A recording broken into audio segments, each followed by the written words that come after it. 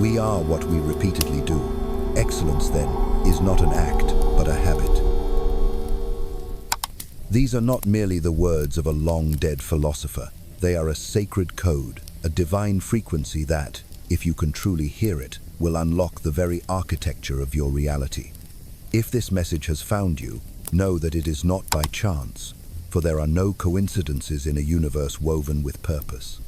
You have been guided here because a part of your soul, a deep and knowing part, is ready to awaken from a long slumber. It is ready to question the habits that have become your cage. Pay close attention, for the words that follow are not just information. They are an activation, a key designed to fit a lock within your very being. Feel the resonance, feel the truth stir within you. And if you recognize yourself in this reflection, if you feel the profound and sometimes painful truth of this message in your bones, let us know in the comments by writing, "I am awakening," to affirm your journey and connect with the countless others who are walking this path alongside you. Your story matters, your awakening is a beacon. Like this video, subscribe to this channel, and share this sacred transmission. For in doing so, you amplify a frequency of liberation that the world desperately needs. You help another soul realize they are not alone. Now, let us speak of a man you might know intimately. Perhaps you see his tired eyes in the mirror each morning. He is not a prisoner in the traditional sense. He wears no iron shackles. He is confined by no stone walls. No, his condition is far more subtle and infinitely more tragic. He is the meticulous architect of his own confinement, the master craftsman of the very cage he wakes up in every single morning. He has designed it with such precision, with such dedication, that he has long since forgotten he holds the blueprints and the key. The bars are not made of cold, hard steel, but of something far more insidious: routine. The walls are not constructed of brick and mortar, but of societal expectations and the deafening applause of the crowd. The ceiling is not a low, oppressive stone, but the perceived limit of his own potential, a limit he accepted without question long ago. He has become so accustomed to the dimensions of his enclosure that the vast, open expanse of true freedom now seems like a terrifying, chaotic void. He wakes each morning not to the promise of a new day, but to the familiar, suffocating comfort of his gilded cage. It's a cage furnished with the trappings of success, a cage that others might even admire from the outside, but a cage nonetheless. And the most heartbreaking part of this divine tragedy: he has performed his role as the willing captive for so long that he has started to confuse the applause of the world with the true, resonant song of his own soul. He has forgotten the sound of his own inner truth. He doesn't wear chains. No, he wears a badge. He carries a title. He performs a role that has been so consistently and enthusiastically applauded, so frequently validated by the outside world, that a profound and dangerous transmutation has occurred within him. He has started to confuse that external validation, that hollow echo of approval, with genuine, soul-deep meaning. The applause has become a drug, a temporary balm for a spiritual wound he refuses to acknowledge. The constant stream of likes, the promotions, the respectful nods from colleagues, they have become the very substance of his identity. He's built his entire sense of self-worth on these fleeting, external markers. A dedicated parking spot becomes a symbol of his importance, a testament to his value.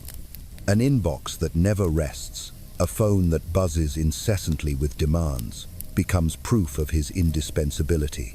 He measures his life in completed tasks, in meetings attended, in problems solved for others. He has become a master of efficiency, a paragon of reliability, a perfectly functioning cog in a machine he did not design, and whose ultimate purpose he no longer questions. He is praised for his consistency, for his dedication, for his unwavering commitment.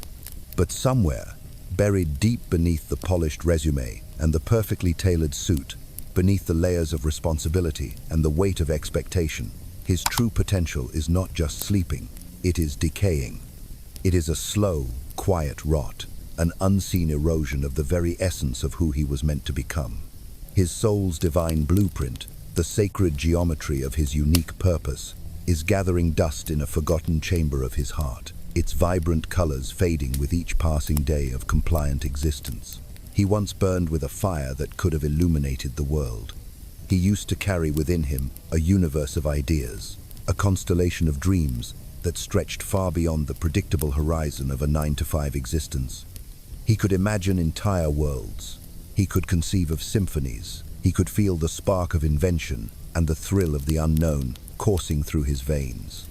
He used to imagine so much more than just the inevitable arrival of another Monday. His Mondays were once a blank canvas, a field of infinite possibility.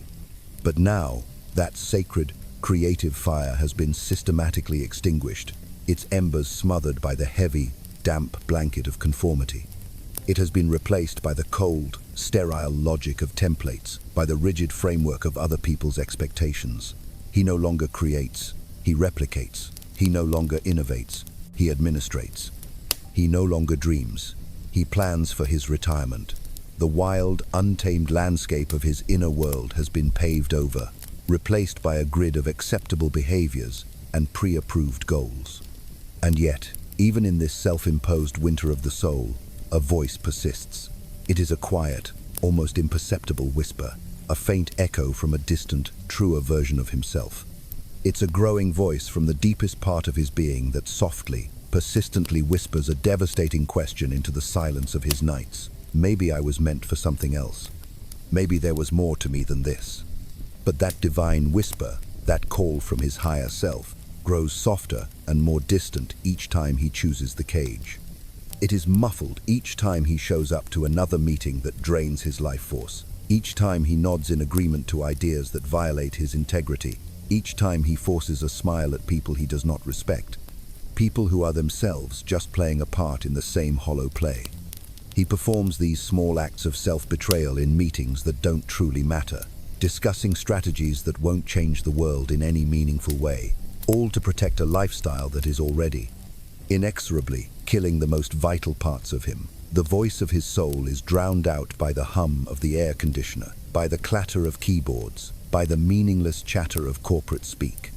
Each day, he makes a choice. He chooses the predictable comfort of his paycheck over the exhilarating risk of his passion. He chooses the illusion of control over the creative potential of chaos.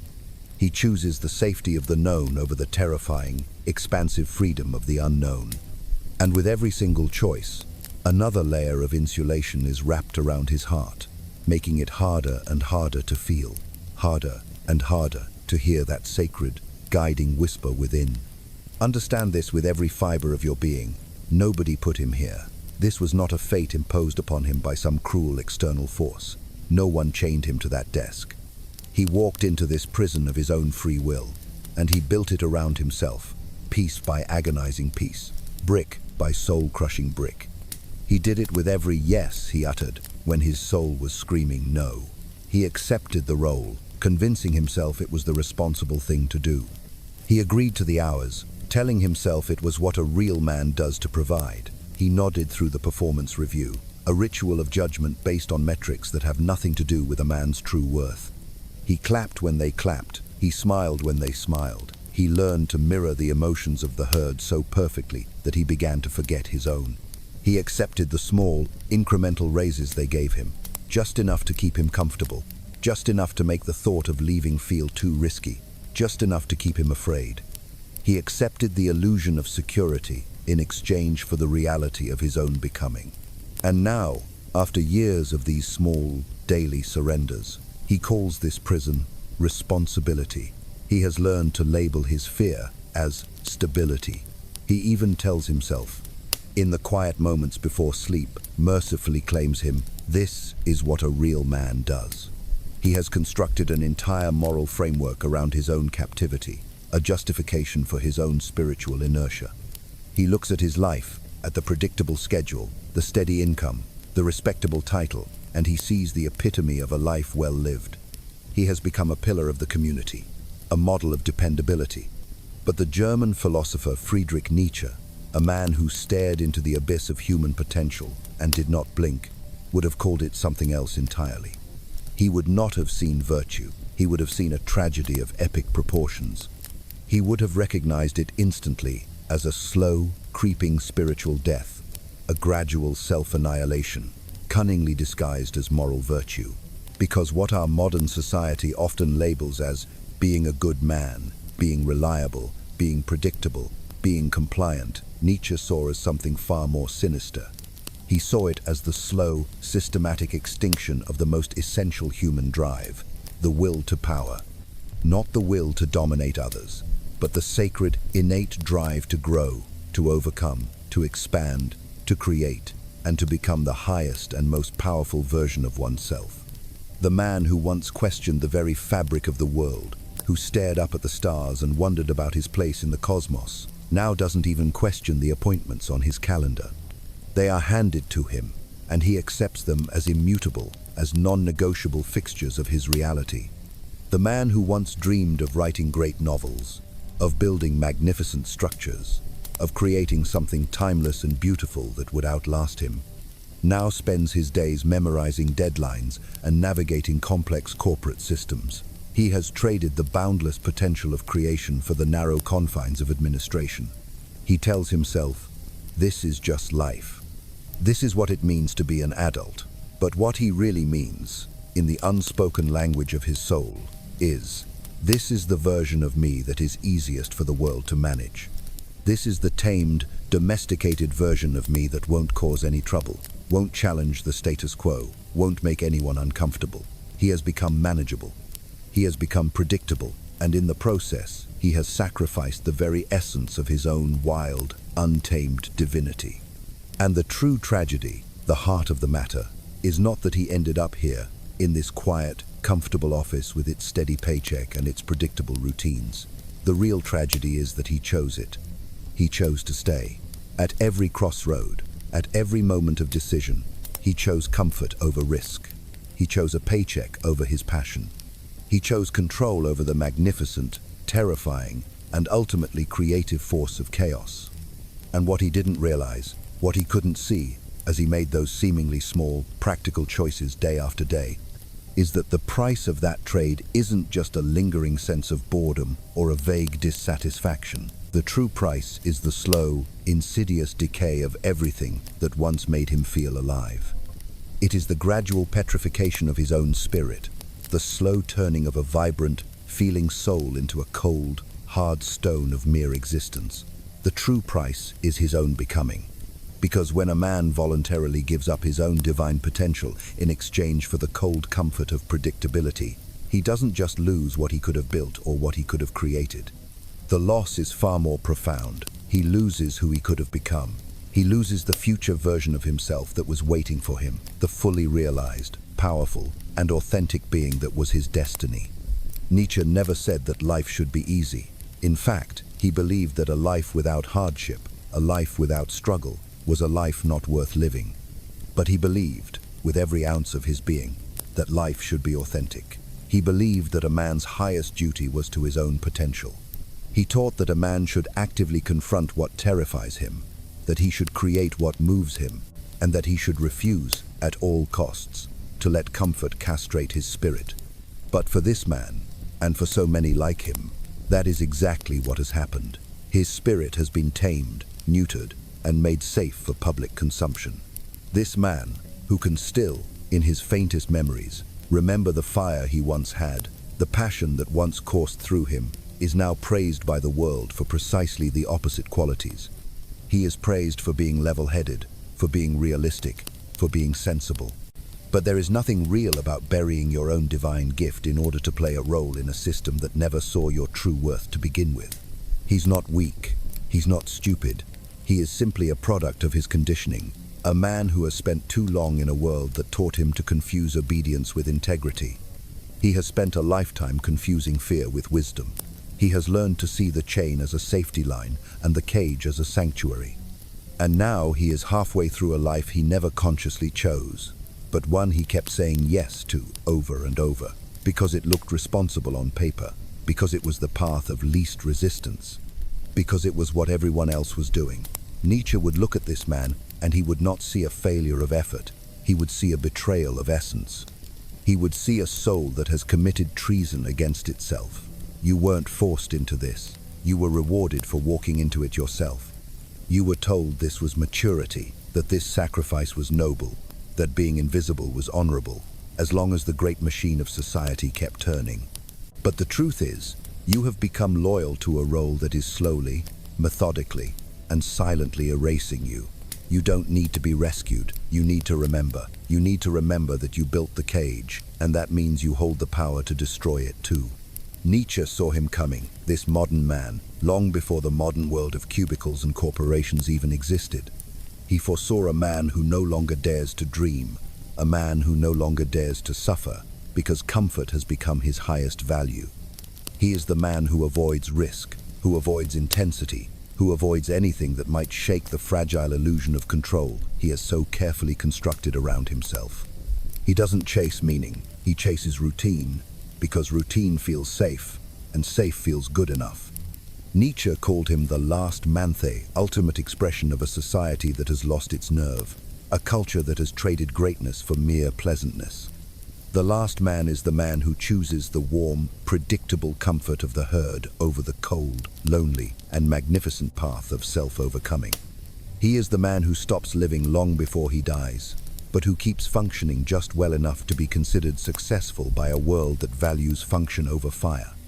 He's not poor, he's not miserable in any way that the world would recognize, but he is empty, and emptiness, Nietzsche warned, is far more dangerous than suffering. Emptiness is a spiritual void, a black hole that slowly consumes the light of the soul. It is dangerous because it hides behind a smile and a mortgage payment. No one worries about him, because on the surface, he looks fine. He shows up on time, he pays his bills, he does what's expected of him, and that's exactly the problem. There is nothing left inside him to break the pattern, and nothing outside of him forcing him to try. He remembers, in fleeting moments, once wanting more, but now he tells himself, this is fine. He remembers once having an edge, a certain wildness, but now he trades that edge for acceptance. He used to ask dangerous questions. Now, he just asks for more vacation days.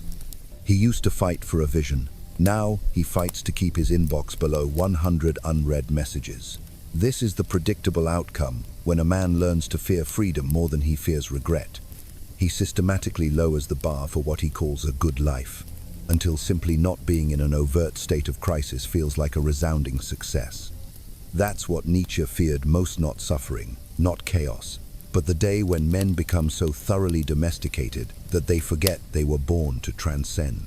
He wrote, "They have left the lands where it was hard to live, for they need warmth. They still love their neighbor and rub against him, for they need warmth. Becoming ill and mistrustful, they count it a sin. They walk cautiously. A fool is he who still stumbles over stones or men. A little poison now and then, that makes for pleasant dreams. And much poison at the end, for a pleasant death. They still work, for work is a form of entertainment. But they are careful lest the entertainment be too harrowing.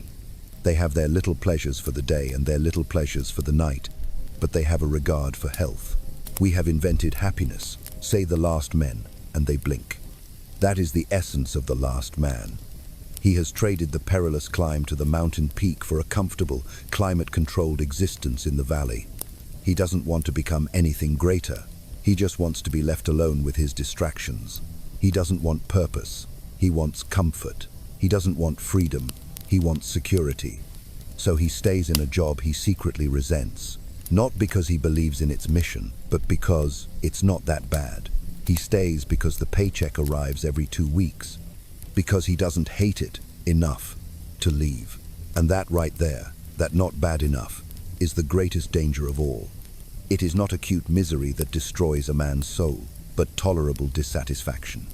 It is a slow, creeping erosion of the spirit that never sets off any alarms, because from the outside, it looks just like functioning adulthood.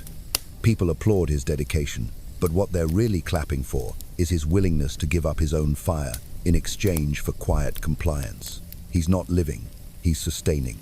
He has learned how to keep the engine of his life running, while the driver inside has been dead for years. He doesn't need a wake-up call, he needs a resurrection. Because at some point, he stopped being a man chasing a future and became a man managing the decline of what's left. He no longer asks, "What could I build?" He asks, "How can I survive this week?"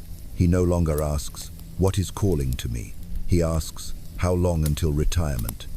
That is the death Nietzsche feared, not the death of the body, but the death of aspiration, the death of the will.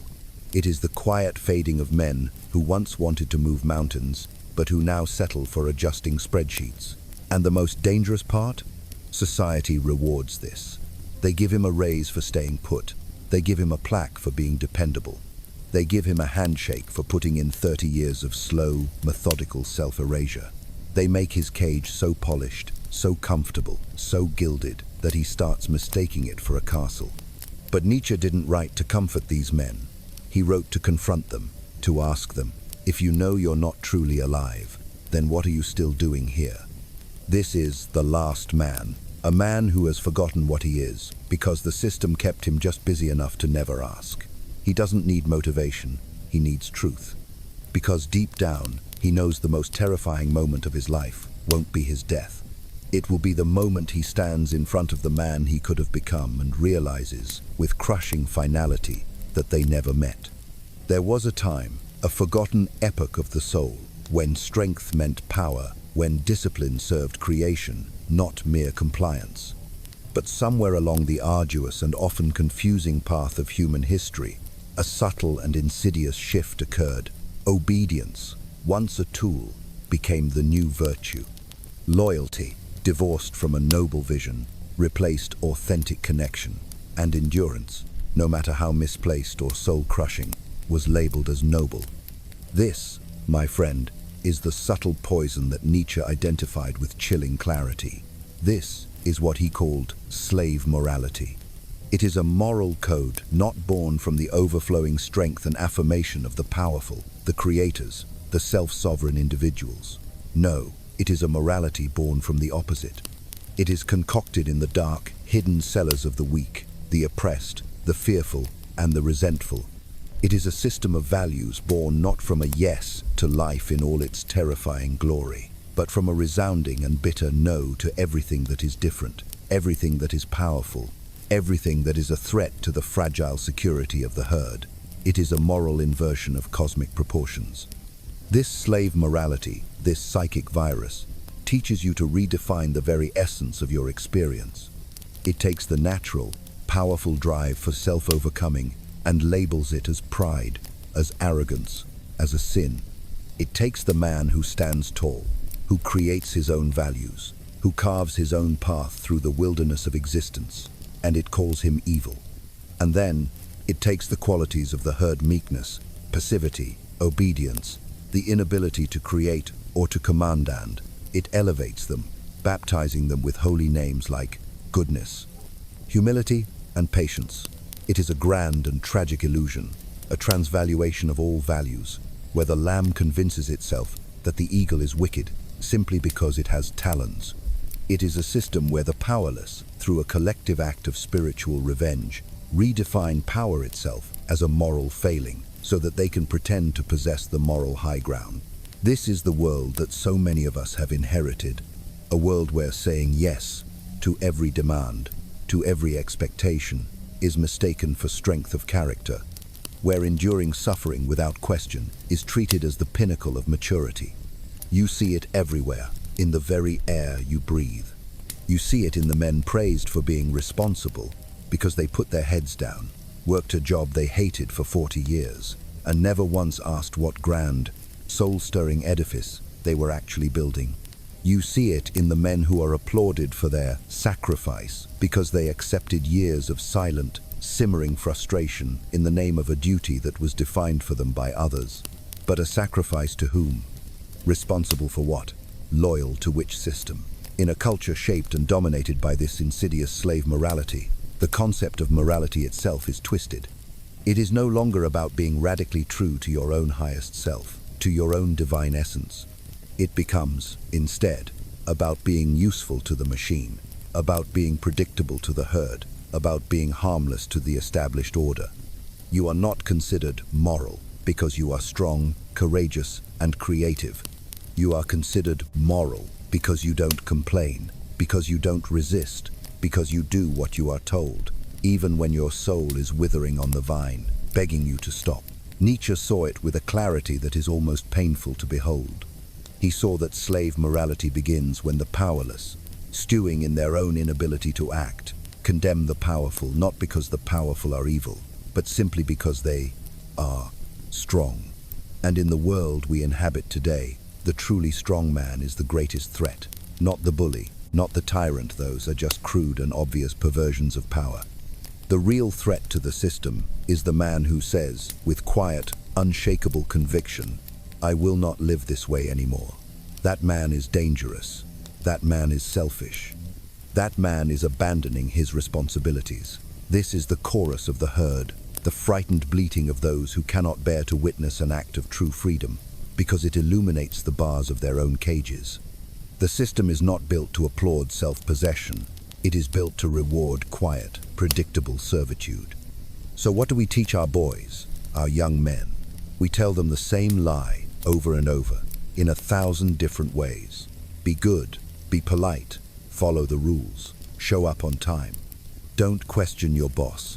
Don't chase your dreams too late in life. That's irresponsible. But what we are really, truly saying is this: don't threaten the structure by becoming a man who thinks for himself. Because once a man sees the game, he stops playing the part. And that single act of seeing breaks the illusion that this system is built on integrity. It isn't. It is built on manufactured morality, the kind that says suffering without protest is a virtue, that burying your dreams is a sign of maturity, that working 30 years at a job you hate is what makes you a good man. But Nietzsche would have laughed at such a notion. He would call it what it is: a sophisticated training program designed to turn lions into lapdogs. You were not born to serve systems, you were born to create them. You were not born to shrink your desires until they fit neatly inside the box of someone else's approval. You were born to be obedient only to the highest law, the law of your own becoming. You were born to be sovereign, to build, to question, to create, to shatter molds, even if it makes people uncomfortable, especially if it does. But somewhere between the untamed wilderness of adolescence and the neatly fenced pasture of adult responsibility, that sacred spark was dulled. You were told to settle down, to grow up, to stop dreaming. And every time you obeyed that narrative, you traded a piece of your innate strength for a counterfeit coin of permission. Slave morality doesn't ask for your greatness. It asks for your consent to be forgotten. It trains you to perform humility so that the world can function, uninterrupted by your potential magnificence. It disguises fear as wisdom and calls obedience a virtue. And here is the lie that cuts the deepest.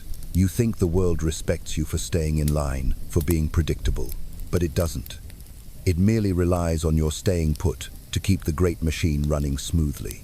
You are not respected, you are tolerated, because you are predictable, because your silence greases the gears, because you are easier to manage once you have convinced yourself that duty is more important than destiny. Nietzsche did not write to rescue you. He wrote to remind you. He wrote to hold up a mirror and force you to see that if your morality keeps you small, keeps you safe, keeps you caged, then it is not morality at all. It is a leash. And the longer you wear it, the more comfortable it becomes, until the memory of what it felt like to run free fades into a distant, unbelievable dream. You think your suffering is honorable, but it is only honorable if it serves something worth dying for. Suffering for the sake of mere survival is not heroism, it is enslavement. And the longer you endure in silence, the more you train the world, and yourself, to ignore your own pain. The truth: you are not being noble, you are being domesticated. And the world will call that maturity, until the day you forget you were ever meant for anything more. Not every man stays silent out of a sense of peace. Some stay silent out of a bitterness so profound they no longer even admit it to themselves. Nietzsche had a name for this hidden, corrosive force: resentment. It is not simple anger or envy. It is a deep, festering resentment toward the very things you once wanted, but never found the courage to pursue. It starts quietly at first. It's just disappointment. Then, disappointment hardens into a narrative. I chose responsibility. I put my family first. I gave up my dreams for something bigger. It sounds honorable, even noble. But Nietzsche would ask a terrifying question. Did you truly choose that life? Or did you simply settle into it because fear dressed itself up as duty? Because here is the brutal truth you may not want to say aloud. You didn't give up your dreams because they were childish. You gave them up because chasing them meant risking failure, and you couldn't afford to face another reason to hate yourself. So you buried them. But buried things don't just disappear, they rot. And the rot spreads.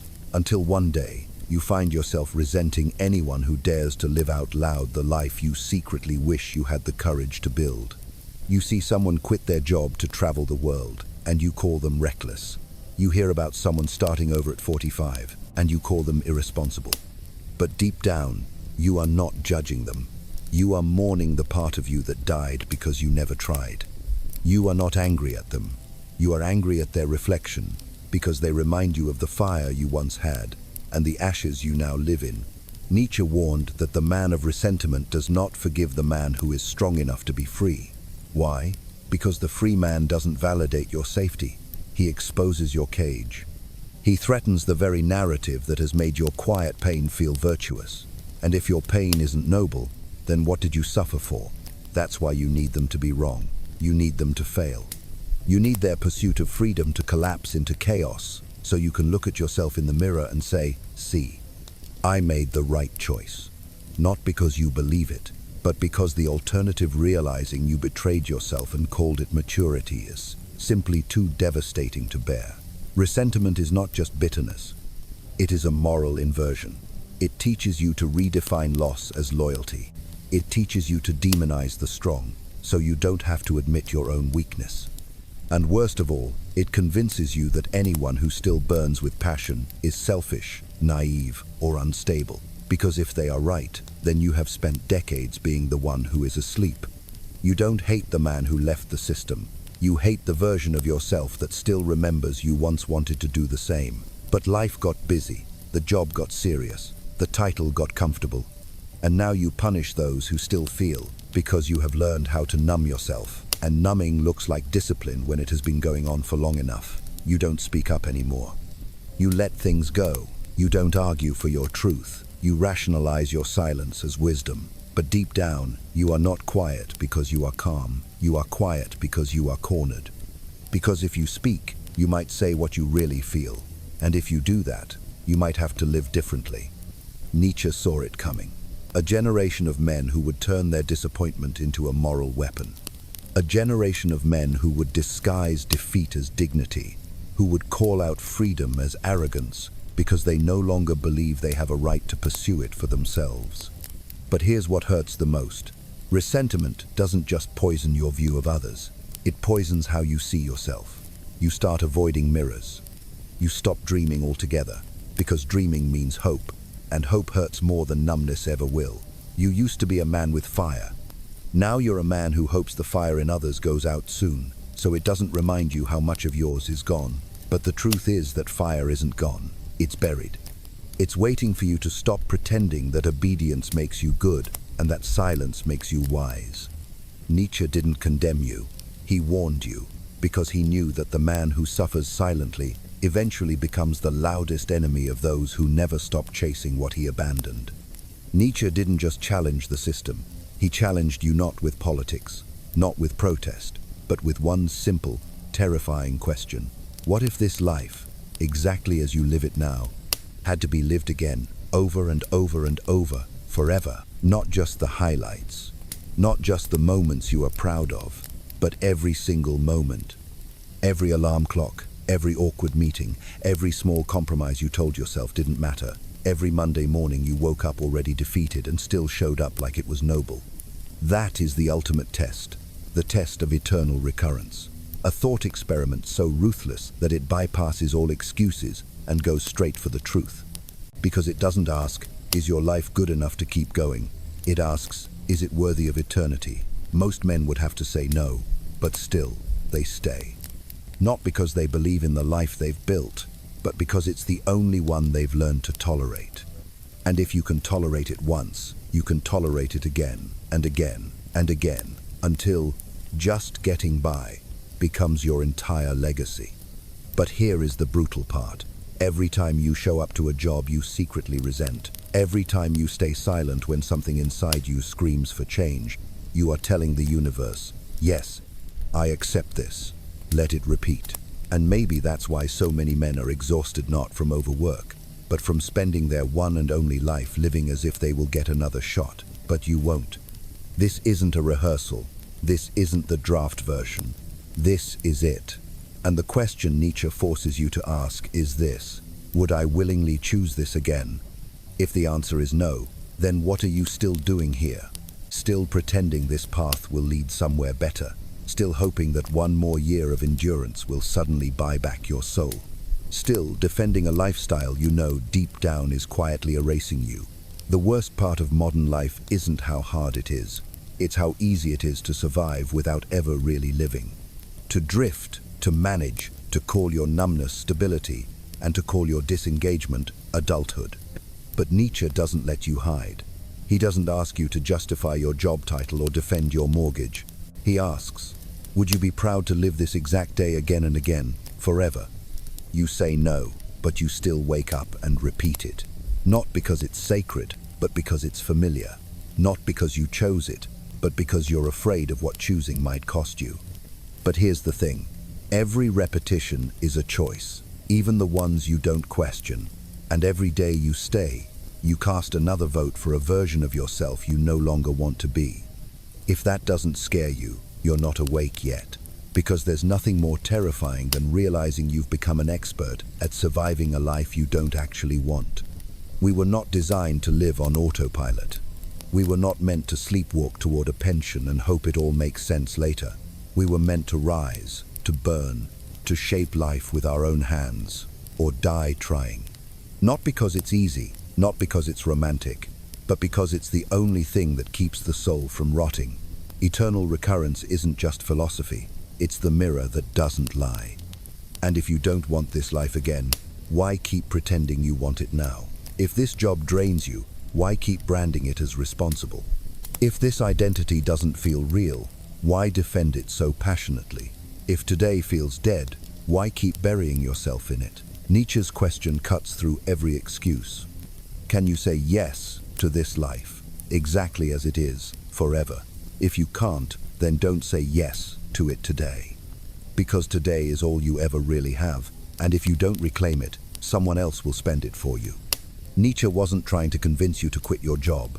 He was trying to provoke a deeper question. Am I becoming the strongest version of who I could be? Because if the answer is no, then you're not just wasting time. You're shrinking. You're negotiating with life for a little more comfort at the cost of your evolution. We weren't born to be safe.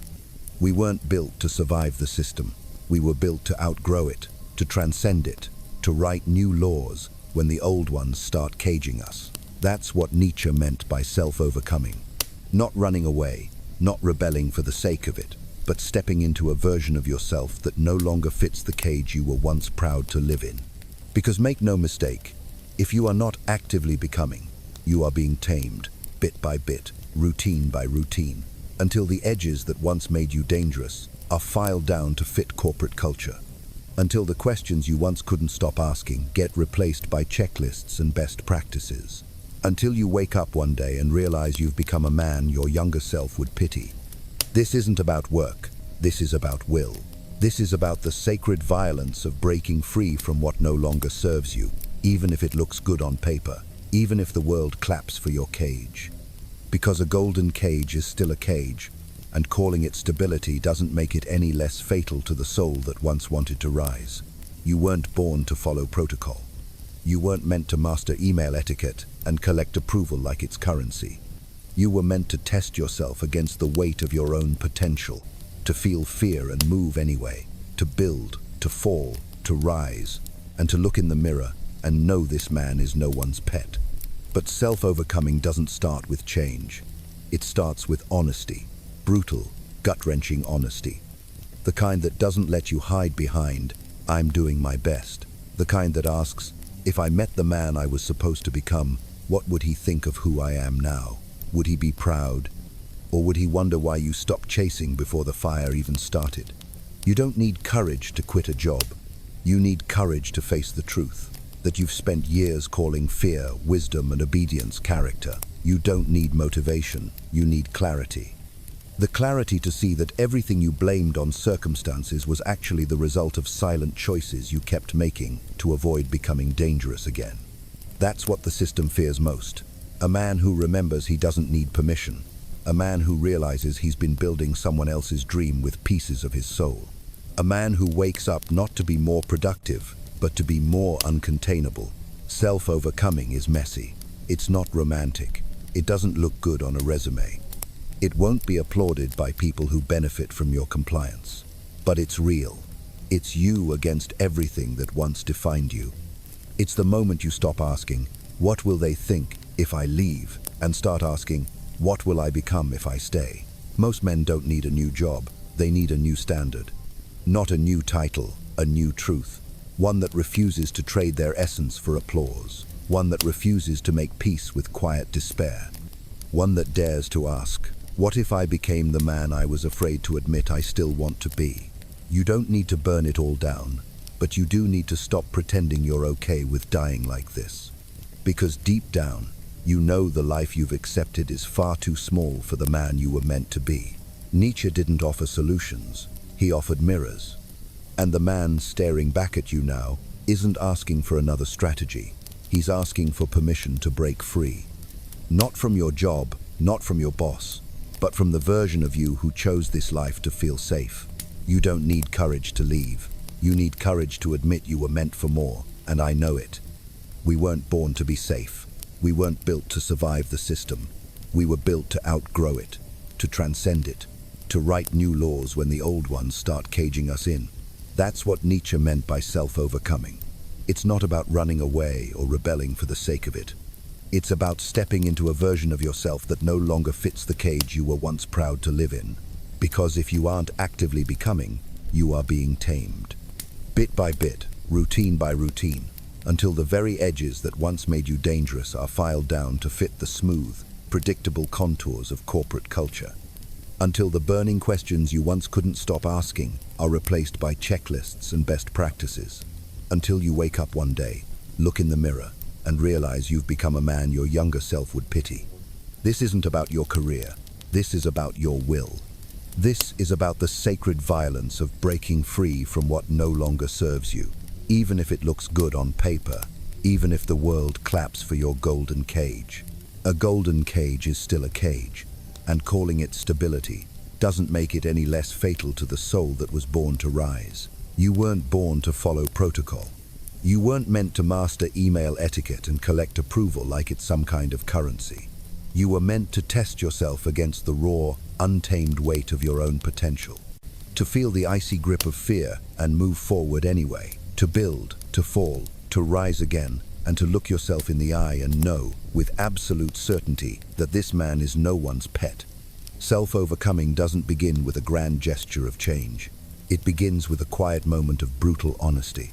The kind of honesty that doesn't allow you to hide behind the excuse of, I'm doing my best. It's the kind that forces you to ask, if I were to meet the man I was destined to become, what would he think of who I am in this moment? Would he see a warrior, or would he see a ghost? You don't need courage to quit a job. You need courage to face the truth that for years, you've mistaken fear for wisdom and obedience for character. You don't need more motivation. You need more clarity. The clarity to finally see that everything you've blamed on your circumstances was actually the result of 1,000 silent choices you made to avoid the terrifying, glorious responsibility of becoming dangerous again. And that is what the system, in all its forms, fears the most. A man who remembers that he doesn't need permission to be powerful. A man who realizes he's been building someone else's empire with the shattered pieces of his own soul. A man who wakes up not to be more productive, but to become more uncontainable. The process of self-overcoming is messy. It is not romantic. It will not look good on a resume. It will not be applauded by the very people who benefit from your compliance. But it will be real. It will be you against everything that once defined you. It's the sacred moment you stop asking, what will they think of me if I leave? And you start asking, what will I become if I stay? Most men don't need a new job. They need a new standard for their soul. Not a new title, but a new truth. A truth that refuses to trade its essence for applause. A truth that refuses to make peace with the living death of quiet despair. a truth that dares to ask, what if I finally became the man I've always been afraid to admit I still want to be? You don't have to burn your entire life to the ground, but you do have to stop pretending you're okay with slowly dying in a house you built with your own hands. Because deep down, you know this life you've accepted is tragically, painfully, and unforgivably small for the giant you were meant to be. Nietzsche didn't offer easy solutions. He offered sharp, unforgiving mirrors. And the man staring back at you right now isn't asking for another 5-year plan. He is begging for permission to break free, not from your job, not from your boss, but from the timid, compromised version of you who chose this life just to feel safe. You don't need courage to leave your current situation. You need the courage to admit that you were meant for so much more, and you know it. This understanding is not a gentle suggestion, it's a spiritual imperative. We were not born into this world to be safe, comfortable, or predictable. We were not built to simply survive the systems that have been constructed around us. We were built to outgrow them, to transcend their limitations, and, when necessary, to write new laws for ourselves when the old ones begin to cage our souls. This is the very essence of what Nietzsche meant by the concept of self-overcoming. It is not about a reckless, adolescent rebellion, a mindless, running away from responsibility for the sake of it.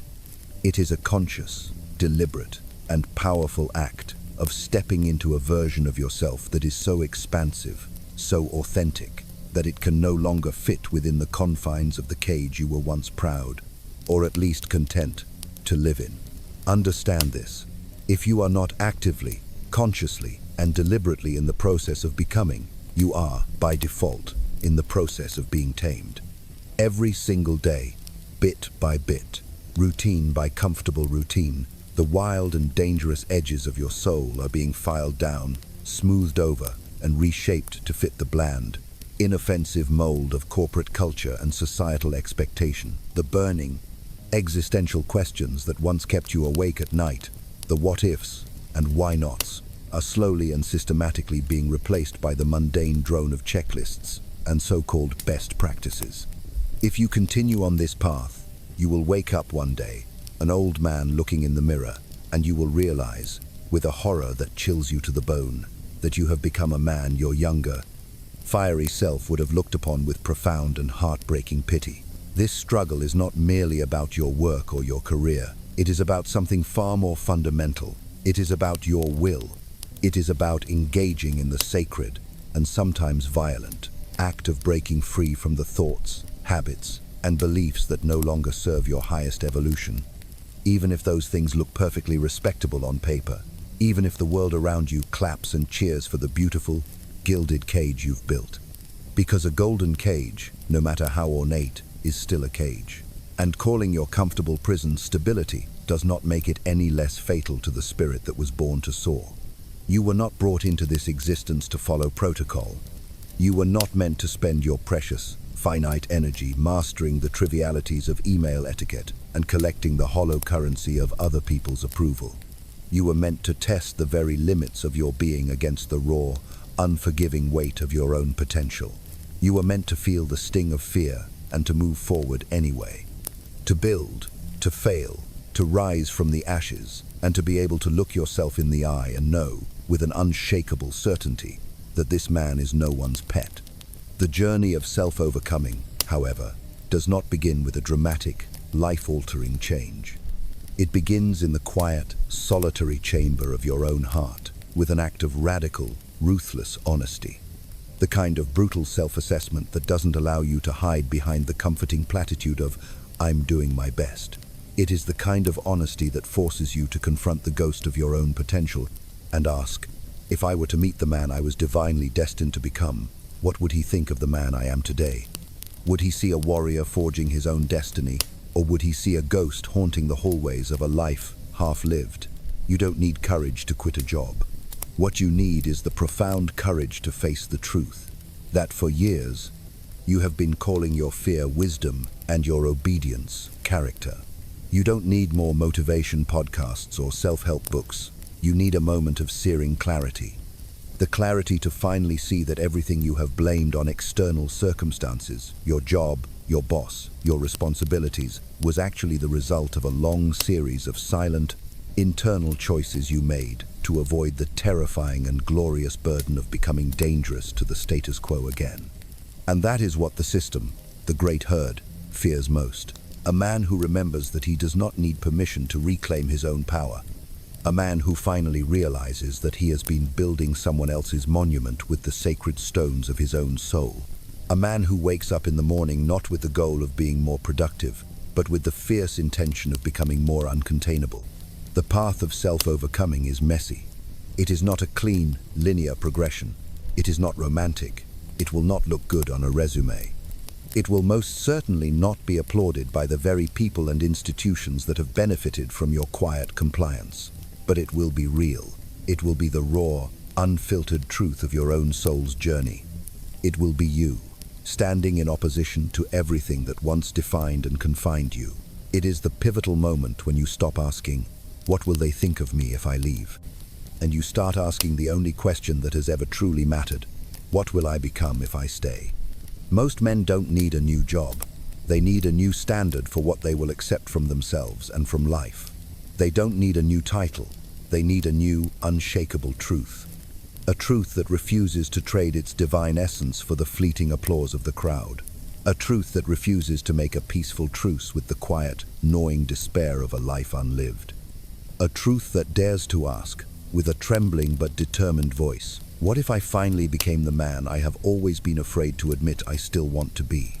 You do not have to burn your entire world to the ground, but you must, with absolute conviction, stop pretending that you are okay with slowly dying in a house you built with your own hands. Because deep down, in the place where no lies can survive, you know that the life you have accepted is tragically, painfully, and unforgivably small for the magnificent giant you were always meant to be. Nietzsche did not offer easy solutions. He offered sharp, unforgiving mirrors. And the man staring back at you right now, the one you see in your own reflection, isn't asking for another 5-year plan or a more efficient strategy. He is begging you for permission to break free. Not from your job, not from your boss, but from the timid, compromised, and fearful version of you who chose this life in the first place, simply to feel safe. You don't need the courage to leave your current situation. You need the profound, earth-shattering courage to admit that you were meant for so much more, and you have always, always known it. This realization is not a casual insight.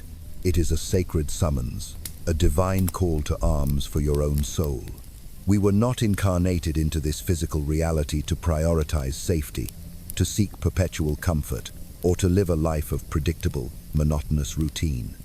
We were not built to merely survive the intricate systems that society has constructed around us. Our divine purpose is to evolve beyond them, to transcend their self-imposed limitations, and, when our inner truth demands it, to have the courage to write new, more expansive laws for our own existence when the old ones begin to feel like the bars of a cage. This is the very heart of Nietzsche's profound and often misunderstood concept of self-overcoming. It is not a call to reckless, adolescent rebellion, a chaotic and mindless running away from responsibility simply for the thrill of it. It is a deeply conscious, deliberate, and immensely powerful act of stepping into a version of yourself that is so magnificently authentic, so unapologetically expansive, that it can no longer be contained within the narrow confines of the cage you were once proud, or at least resigned, to call your home. You must understand this with absolute clarity. If you are not actively, consciously, and deliberately engaged in the process of becoming, you are, by the inexorable law of spiritual entropy, in the process of being tame, every single day, with each small act of compliance, bit by bit, routine by comfortable routine, the wild and dangerous edges of your unique soul are being meticulously filed down, smoothed over, and reshaped to fit the bland, inoffensive, and easily manageable mold of corporate culture and societal expectation. The burning existential questions that once haunted your youth and kept you awake at night, the grand what-ifs and the defiant why-nots, are being slowly and systematically replaced by the mundane, soul-numbing drone of checklists and so-called best practices.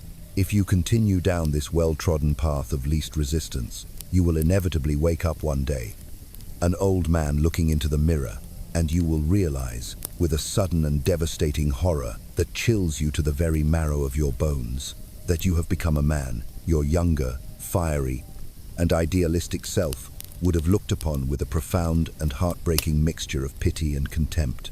This internal struggle is not merely about your work, your career, or your financial status. It is about something far more fundamental, something sacred. It is about your will. It is about engaging in the holy, and sometimes violent, act of breaking free from the self-imposed thoughts, the ingrained habits, and the limiting beliefs that no longer serve your highest and most sacred evolution, even if those very things look perfectly respectable and responsible on paper, even if the world around you claps and cheers for the beautiful, gilded cage you have so painstakingly constructed. Because a golden cage, no matter how ornate or how admired, is still a cage. And calling your comfortable, self-imposed prison stability does not make it any less fatal to the spirit that was born to soar through the heavens. You were not brought into this existence to blindly follow protocol. You were not meant to spend the precious, finite currency of your life mastering the trivialities of email etiquette and collecting the hollow, fleeting validation of other people's approval. You were meant to test the very limits of your own being against the raw, untamed, and magnificent weight of your own potential. You were meant to feel the icy, paralyzing grip of fear, and to move forward anyway. To build, to fail, to rise from the ashes of your own mistakes, and to be able to look yourself in the eye and know, with an unshakable and sovereign certainty, that this man is no one's pet. The sacred journey of self-overcoming, however, does not begin with a grand, dramatic, and life-altering gesture of external change. It begins in the quiet, solitary, and often terrifying chamber of your own heart, with an act of radical, ruthless, and uncompromising honesty. The kind of brutal self-assessment that doesn't allow you to hide behind the comforting and self-deceiving platitude of, "I'm doing my best." It is the kind of searing honesty that forces you to confront the powerful, shimmering ghost of your own untapped potential and ask, if I were to meet the man I was divinely destined to become, the man whose blueprint is encoded in my very soul, what would he think of the man I am in this exact moment?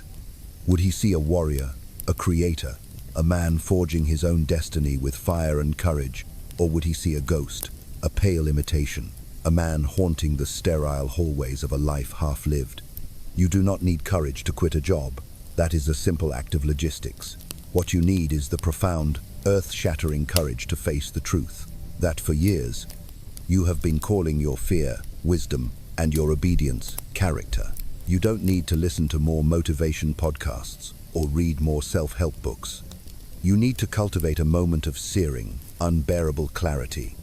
The clarity to finally see that everything you have blamed on external circumstances, your job, your boss, your family, your responsibilities, was actually the direct and unavoidable result of a long, unbroken chain of 1,000 silent, internal choices you made, day after day, to avoid the terrifying and glorious burden of becoming dangerous to the status quo again. And that is what the system, the great, slumbering herd, fears most. A man who remembers that he does not need permission from anyone or anything outside of himself to reclaim his own power. A man who finally realizes, with a jolt that shakes his entire being, that he has been building someone else's monument, someone else's empire, with the sacred and irreplaceable stones of his own soul. A man who wakes up in the morning not with the mundane goal of being more productive for others, but with the fierce, unshakable intention of becoming more uncontainable for himself. The path of self-overcoming is messy. It is not a clean, predictable, or linear progression. It is not romantic. It will not look good on a resume. It will most certainly not be applauded by the very people and the very institutions that have built their own stability on the foundation of your quiet compliance. But it will be real. It will be the raw, unfiltered, and magnificent truth of your own soul's journey. It will be you, standing in holy opposition to everything that once defined and confined you. It is the pivotal, life-altering moment when you stop asking the weak and fearful question, what will they think of me if I leave? and you start asking the only question that has ever truly mattered: what will I become if I stay? Most men do not need a new job. They need a new, higher standard for what they will accept from themselves and from life. They do not need a new title. They need a new, unshakable, and self-generated truth. A truth that refuses, under any circumstances, to trade its divine essence for the fleeting and hollow applause of the crowd.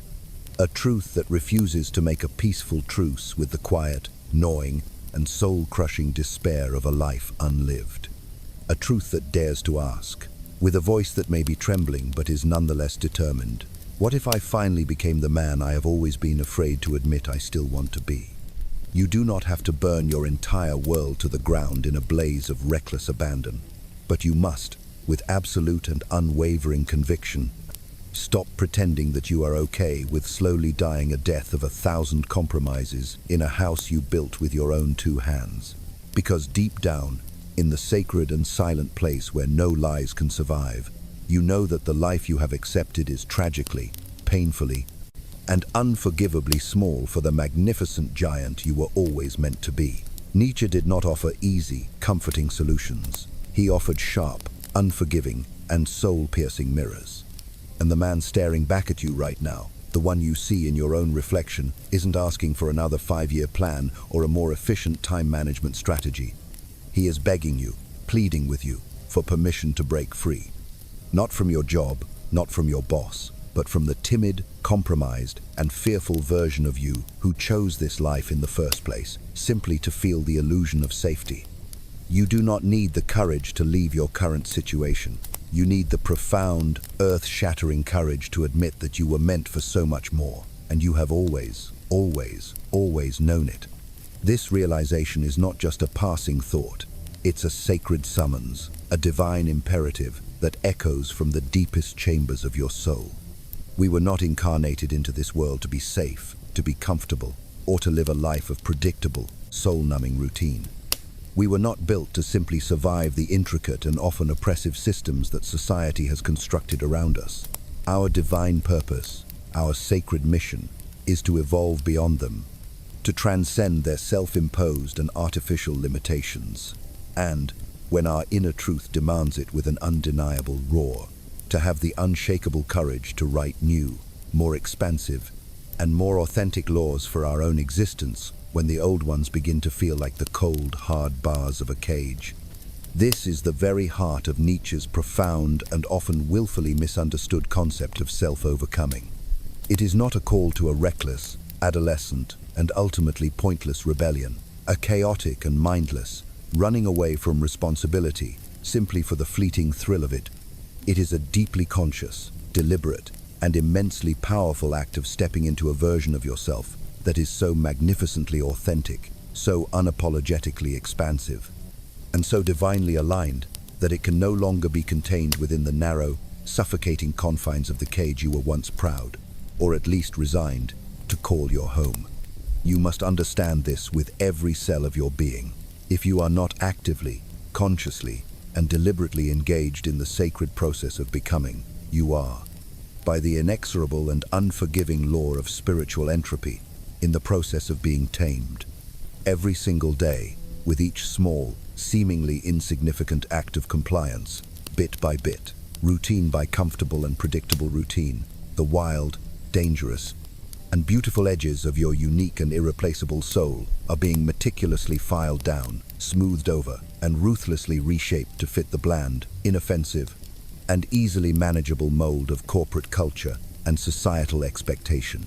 The burning, existential questions that once haunted the dreams of your youth and kept you awake at night, staring at the ceiling and wondering the grand and expansive what-ifs, and the defiant and courageous why-nots, are being slowly and systematically replaced by the mundane, soul-numbing drone of checklists, performance reviews, and so-called best practices. If you continue to walk down this well-trodden and deeply rutted path of least resistance, you will inevitably wake up one day, an old man looking into the mirror, and you will realize, with a sudden and devastating horror that chills you to the very marrow of your bones, that you have become a man, your younger, fiery, and idealistic self, would have looked upon with a profound and heartbreaking mixture of pity and contempt.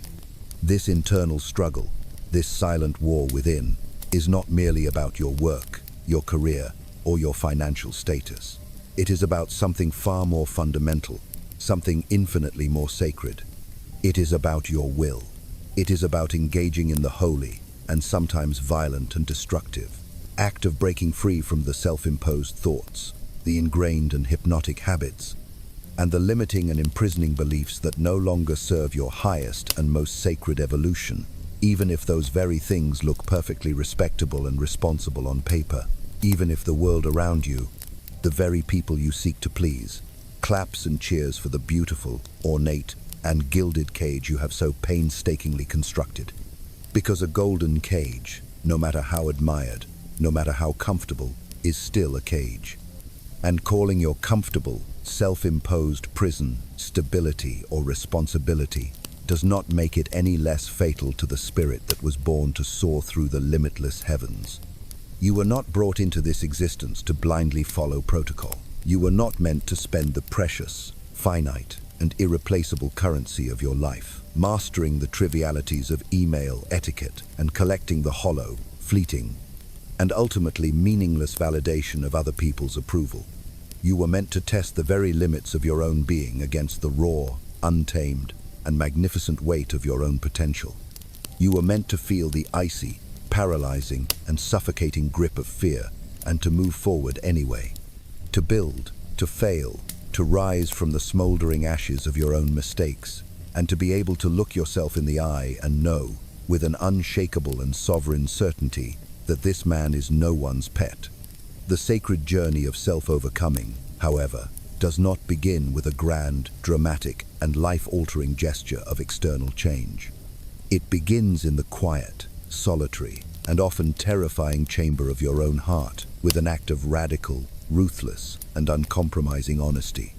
The kind of brutal self-assessment that doesn't allow you to hide behind the comforting and self-deceiving platitude of, "I'm doing my best." It is the kind of searing honesty that forces you to confront the powerful, shimmering, and often judgmental ghost of your own untapped potential and ask, if I were to meet the man I was divinely destined to become, the man whose sacred blueprint is encoded in the very fabric of my soul, what would he think of the man I am in this exact moment? Would he see a warrior, a creator, a sovereign being forging his own destiny with fire and courage? Or would he see a ghost, a pale and trembling imitation, a man haunting the sterile, lifeless hallways of a life half-lived? You do not need courage to quit a job. That is a simple act of logistics, a mere rearrangement of external circumstances. What you need is the profound, earth-shattering, and life-altering courage to face the truth, that for years you have been calling your fear wisdom and your obedience character. You don't need to listen to more motivation podcasts or read more self-help books. You need to cultivate a moment of searing, unbearable, and transformative clarity. The clarity to finally see that everything you have blamed on external circumstances, your job, your boss, your family, your responsibilities, was actually the direct and unavoidable result of a long, unbroken chain of 1,000 silent, internal choices you made, day after day, week after week, to avoid the terrifying and glorious burden of becoming dangerous to the status quo again. And that is what the system, the great, slumbering, and fearful herd, fears most. A man who remembers that he does not need permission from anyone or anything outside of himself to reclaim his own power. A man who finally realizes, with a jolt that shakes his entire being to its very foundation, that he has been building someone else's monument, someone else's empire, with the sacred and irreplaceable stones of his own soul. A man who wakes up in the morning not with the mundane and soul-crushing goal of being more productive for others, but with the fierce, unshakable, and divine intention of becoming more uncontainable for himself.